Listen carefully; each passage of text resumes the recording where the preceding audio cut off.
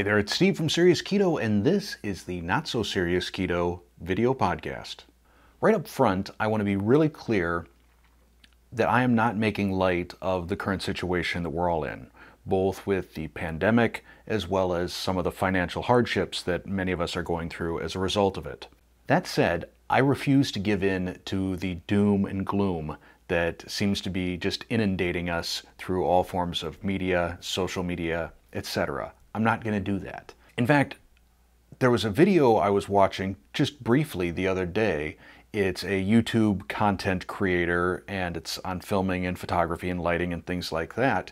And this guy, it was depressing to watch. It just, his overall doom and gloom, it was like Eeyore. And after about a minute, I said I couldn't watch this anymore. It was bringing me down.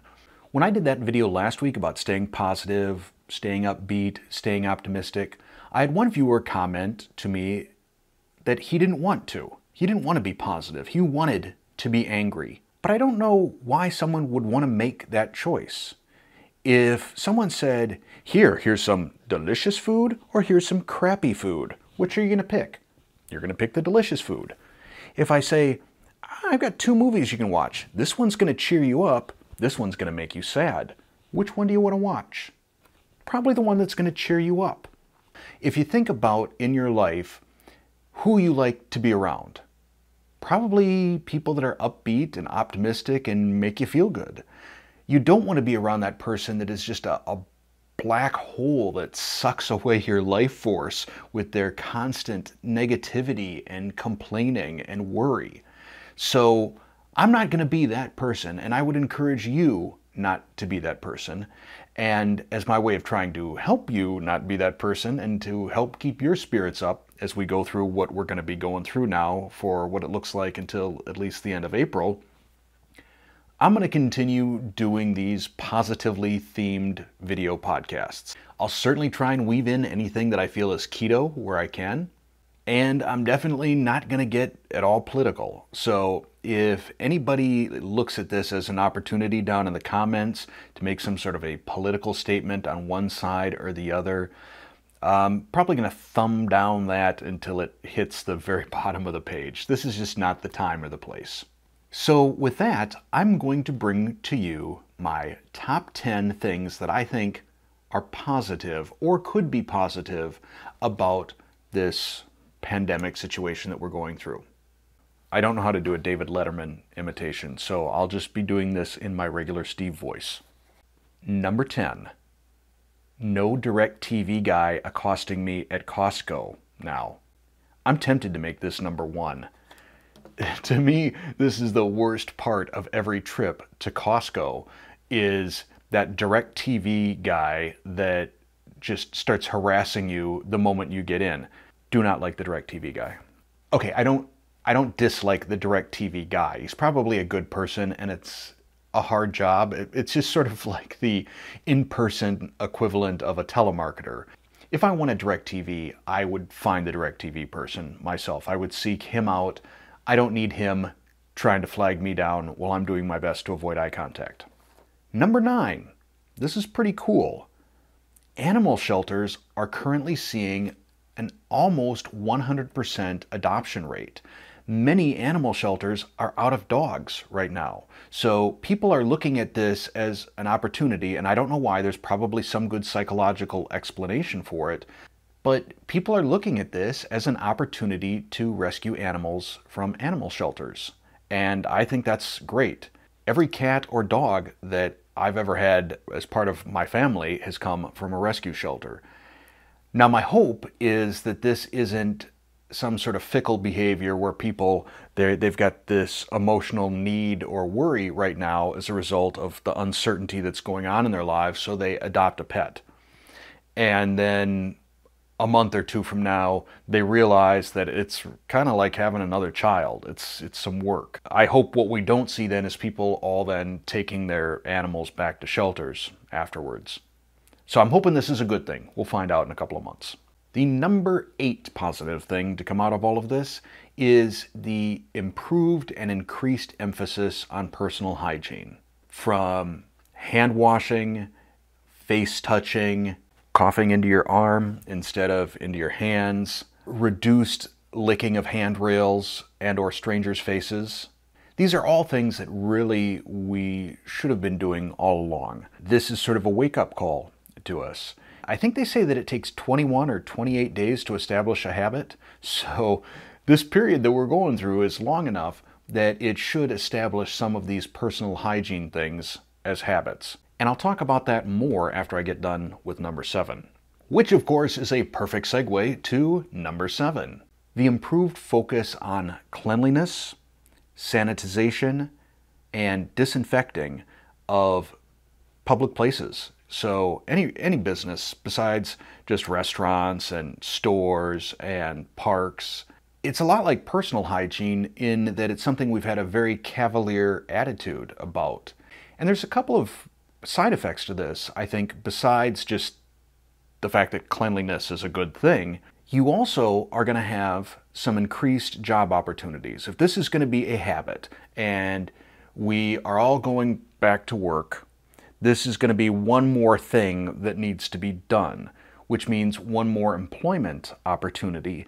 And while you might think that, who wants the job of just walking around and spritzing things or wiping down handles, I think this is an opportunity, say, for seniors that want to earn some extra money and have a chance to, just be out and around people. It's also a great opportunity to bring people that are physically and developmentally challenged into the workforce.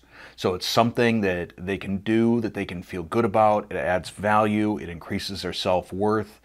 It's good for businesses. Based on the Americans with Disability Act, it's really sort of a win-win type of a deal. So that's what I'm hopeful for. But ultimately, if between the personal hygiene aspect and the business or public hygiene and cleanliness, what we're going to see is not just a decrease or even killing of this current virus, but I think as we enter subsequent flu seasons, that we're going to create an atmosphere that is a lot less conducive to the spread of colds and flus. All right, I'm looking at my list here, and I decided I'm going to flip a few of these around. I mean, not that these are specifically in order of importance, but kind of they are. So I'm going to say number 6. And it stings right now, but I think it's going to be a positive. When you have a situation like this, whether it's a pandemic or even if it's a natural disaster, a hurricane, something like that, it exposes weaknesses in the system. Things that maybe we either kind of took our eye off the ball a little bit, or maybe just due to cost-cutting measures, we started looking at reducing inventory, things like that. I think we've also gotten to the point where we have gotten so efficient on just-in-time sort of logistics and inventory and stocking of shelves that we weren't prepared for something like this. There was no backup plan to something like this. And most grocery stores carry about 2 days of inventory. So if everybody decides they want to go out shopping and raid a store, it's wiped out in a couple of days. And we saw that with things like toilet paper. In lots of other products and systems, we're able to stress test the system. You look at cars, for example, and crash tests. You crash a car, you cause intentional damage just to see how that crash test dummy is going to respond inside. And it shows you where your weaknesses are, where you need to put an airbag or reinforce the structure of the vehicle. We don't have that for global supply chain. So having an event like this occur is sort of our crash test. And I believe this then is going to force manufacturers and distribution centers to reevaluate some of their methods and what they store for inventory, how they can do quick changeovers for manufacturing lines. For example, if you're in the automotive industry and you're making air filters for cars, how do you then switch to making ventilators? And while I don't want the government to mandate this, it would be great if businesses would across the board step up and say, our primary function is this. We make air filters. But here's our secondary function. If need be, we can switch over and make ventilators. Our primary function is making paper for magazines. But our secondary function is making paper towels or toilet paper. So this is sort of a potential to be positive that comes out of all of this. Now really these last 5 are all, in my opinion, the most important things that are coming out of this. So if you disagree with the order that they're in, that's totally cool, because to me they're all pretty close to tied for number 1. Number 5. When you are in a difficult situation, you learn to adapt and potentially learn new skills. When things are scarce, you learn to substitute. And to me, I think this plays right into cooking and keto and being sort of self-sufficient in that regard. It's my hope that in all of this, people start to rediscover some of these skills that our parents or grandparents or great-grandparents had. Some of these, I'm sure, are things that I do and you do already, whether it's canning and preserving your own food, or gardening, creating a vegetable garden or fruit garden or herb garden. Making the most out of food scraps, for example, whether it's making tallow, which I'll link to right up here, awesome to cook with, or making stock, whether that's vegetable stock or beef stock or chicken stock or bone broth, and maybe discovering hobbies that go beyond food as well, whether that's woodwork or crochet or sewing or something like that.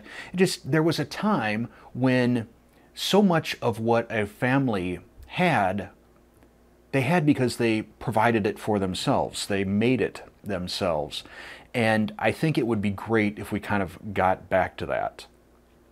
And to that end, I'll probably start doing some more videos on that, especially sausage making, which, if you've got the equipment to make, you will never buy sausage from a store again. Number 4, I've noticed that people have gotten a lot more polite out in public now. And I think back to how people used to behave at the grocery store or at Costco or wherever, which is, you know, hey, I'm on a mission, I'm getting my stuff, I pretty much disregard everybody else. Now, people are treating each other with a respect that reminds me almost like we're both carrying nitroglycerin or something, and if we get too close to one another, it might explode. I mean, people are taking a very cautious, polite, and respectful distance from one another. If 2 people meet at an intersection between aisles, it's almost a contest as to who can be more polite. You go. No, you go. Please, go. And maybe that then starts becoming a habit as well. We just start becoming a lot more polite to one another. Historically, you know, you look at when we go through tough times. I think all of us are old enough to remember 9/11 and how politics kind of went away, differences of opinion kind of went away. You know, my sports team versus your sports team went away, and it just became, we are one here and we are going to recover. And I'd like to believe that we can adopt that same sort of attitude as we go through this, and hopefully maintain it long term. Number 3, and I know that this is the case for me, I hope that it's the case for others as well. This period recently has really changed my focus in terms of what's important to me and what's not important to me. When all of this started, I think the first sort of cancellation thing that occurred was moving the new James Bond movie from April to November. And then one thing after another started getting canceled. The NBA, Major League Baseball, movies in general, restaurants started closing. It dawned on me, sort of gradually, that those things aren't the necessities in life. Those are all a bunch of nice to haves. So as we go through this, I think it's going to force a lot of us to decide what is truly valuable to us. And I'm pretty sure the answer is not televised sports or celebrities or movies, but rather things that are long-lasting in our lives, like our family. which brings me to number 2. So the number 2 positive in all of this has been spending more time with the family. Now, I don't know if this is going to be long-term great or if eventually it's going to be the point where we all start getting on each other's nerves and like little habits and tics start to get on us and soon you want to strangle somebody.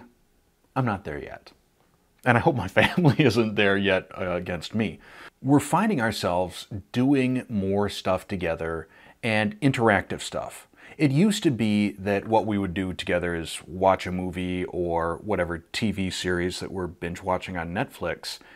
And now we turn that off and we sit and we play a lot of games together.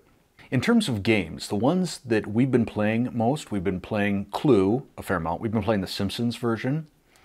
We've been playing Yahtzee. Now, Yahtzee is one of those games, I don't like a lot of noise. And if you use the standard Yahtzee set, that is some noisy stuff. You got the plastic cup and the dice, and it seems like everyone in my house likes to do a really authoritative slam with the cup down on the table. So I bought this leather-lined shaker cup, and I bought some nice dice as well, but see, that's almost a pleasant sound right there. Okay, that's still noisy. Here, leave the cap on, lift it up. There you go. Oh, look. Wow, I got a large straight right there. How about that? We also like the games like Catchphrase or Password, where you're trying to get someone to guess a word. That's good stuff for teams, like that one. And then we do a number of other card and dice games. All these that I'm going to show you are very family friendly. Taco, cat, goat, cheese, pizza. This is probably best for younger children because it's less of a strategy game and more of a reacting type of a game. Exploding Kittens. This one is a lot of fun. There is both a regular version and an NSFW version. The difference is really just in the pictures that are on the back of the cards, that they are a little bit more grown up and sometimes sexual in nature if you get the NSFW version, but the standard version, good for all ages. Unstable Unicorns. Again, pretty much good for all ages. The strategy in this one is really fun. It's the sort of thing that if you want to pick on another family member, you have the opportunity to do that. Fun stuff. And then there's a couple of dice games that we like to play. One is Trash Pandas. Lots of fun. Pretty funny stuff. And Bang, the dice game. There's also a card game version, but that takes, I guess, a fair amount longer. You can shoot through a game of this in probably 15 minutes or less. I will link to all of those down below in the description, so if you want to go out and check out some reviews, see if something like this might be kind of fun for you and your family. And the number one positive thing that I see coming out of all of this is a recognition of how entitled we've all become. I know that it's one of the stereotypes of millennials that they are very entitled, but I started looking at myself and realizing just this entitlement attitude that I've had that's developed over time. And I think a big part of it comes from the fact that we now live in a world where anything we want, we can get almost instantaneously. If we want to watch a movie, we don't have to go to the video store and see if they've got it in stock. It's available on demand anytime we want it. We can sit down and binge watch a TV show anytime we want without commercials. We don't have to record it on our VCR, or even, for those of us old enough to remember, schedule our lives around when something was on television, so that we could see Who Shot JR. We can get out onto Amazon, and with Amazon Prime, get something we want in a day or two. Or for me, I live 45 minutes away from an Amazon distribution center. If I place an order by 11 a.m. on any given day, I can have that thing on my doorstep, same day, delivered for free. I think back to when I was a child and you would get the JCPenney or Sears catalog and you'd find something that you wanted, and then you would go to the catalog desk at that particular department store and fill out a card, and then in 6 to 8 weeks you would get that thing. Can you imagine that nowadays? No one would wait 6 to 8 weeks for something. Why can't I have it today? I mean, if I gotta wait till tomorrow, oh my God, that's gonna be horrible. I expect that a lot of people my age and older throughout all of this around the dinner table are gonna be telling those back when I was a kid sort of stories. So maybe as part of all of this, we start to regain a little more patience, a little more perspective, and a lot more appreciation for the things that we have. One of those things that we have right now, and I talked about this last week, is some extra time. For those of us that are working from home or furloughed or laid off, you have some time on your hands right now. And like I said in last week's video podcast, you don't want to get through this and be looking back on it afterwards and say, I wish I would have. So I encourage you, if you haven't done it already, make a list. What are things that I've got a week, 2 weeks, 4 weeks, I'm going to get accomplished? Whether it's cleaning out the garage or reading a book that you've always wanted to read, or maybe starting to learn another language, or taking up some sort of a hobby. And as I said in that other video, don't go to bed on any given night without writing your to-do list for tomorrow. Make the most of this time. Plus, when you're doing something, when you're being productive, when you're bulk making chaffles or food items like tallow or starting a garden, it occupies your mind. And when your mind is occupied, it doesn't have the time or space or bandwidth for some of the negativity that's going on. You're going to feel a lot better. So now it's your turn. Down in the comments, let me know what you've been up to. What are you doing to make the most of your time? What are you learning? What are you fixing? What are you improving? How are you making the most of your days? And do you have any advice for others? That's it for this podcast. Stay positive, stay safe. We're going to come out the other side on this better and stronger. I promise you. Thanks for watching or listening.